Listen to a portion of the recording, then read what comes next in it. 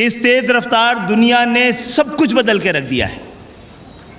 अगर कोई नहीं बदला तो वो जिसने खुद को बदलने का इरादा भी ना किया हो, और वो कौम और फ़र्द जो खुद को बदलने का इरादा भी ना रखते हों तो उनको बदलने का तो खुदा भी वादा नहीं रखता। अल्हम्दुलिल्लाह आज कौम का इरादा यहाँ नज़र आ रहा है। इस बदलती हुई दुनिया के साथ हमें कितनी तेज़ी से बदलना है आज अंदाज़ा हो रहा है, और हम सब इस तब्दीली के साथ हैं कि दुनिया बड़ी तेज़ी से तब्दील हो रही है। इन आने वाले चंद सालों में हमने ख़ुद को तब्दील नहीं किया तो हम शायद तमाम मुकाबलों से बाहर हो जाएं। गुज़श्ता 20 साल में दुनिया की गुर्बत आदी हुई है, और ये गुर्बत आदी करने में हमारे ख़ित्ते का बहुत बड़ा हाथ है, लेकिन बदनसीबी से हम इस हवाले से हमारा किरदार अभी उतना बड़ा नहीं हुआ है कि हम फ़ख्र कर सकें। लेकिन मुझे यकीन है, उम्मीद है कि जब हम इस मामले को, इल्म के इस रास्ते को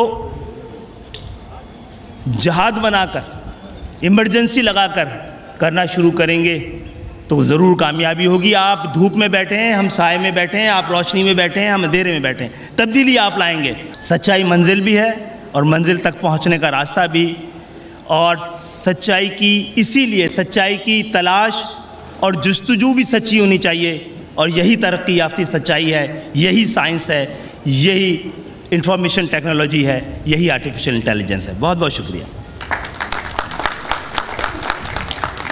आपकी पहचान इस सिलसिले के अंदर सॉफ्टवेयर इंजीनियरिंग के एतबार से कम सबसे ज़्यादा नई दौर के एतबार से, नई चीज़ों के एतबार से आप पहचानते हैं। एक चौथा इंडस्ट्रियल रेवोल्यूशन आ रहा है, और बच्चों आप तारीख़ से भी वाकिफ़ होंगे।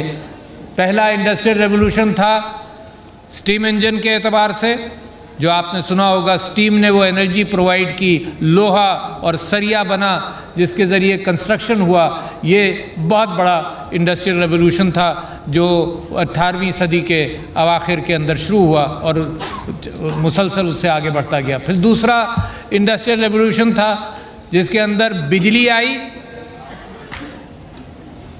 बिजली के साथ साथ टेलीफोन और टेलीग्राफ भी शुरू हुआ, और उसके ज़रिए मैस प्रोडक्शन का काम शुरू हुआ। फिर तीसरा हुआ जिसमें आप पैदा हुए, वो तीसरा इंडस्ट्रियल रेवोल्यूशन था कि telephone, cell phone, computer, silicon, ये मामला, और इसके साथ साथ डेटा बढ़ता गया। मगर अब एक चौथा इंडस्ट्रियल रेवोल्यूशन है जिसके अंदर डेटा, इंफॉर्मेशन इतनी मुहैया है कि अब इंसान को ये मालूम नहीं कि इस डेटे को किस किस तरह से एनालाइज किया जाए। अब ये बहुत बड़ा रेवोल्यूशन आ रहा है। मैं आपको इसके फाइनेंशियल इम्पैक्ट का अंदाज़ा बताऊं, और मैंने आज सारे अखबारात के अंदर मैंने एक मजमून लिखा है, आपको फुर्सत मिले तो इसको जाकर पढ़ना।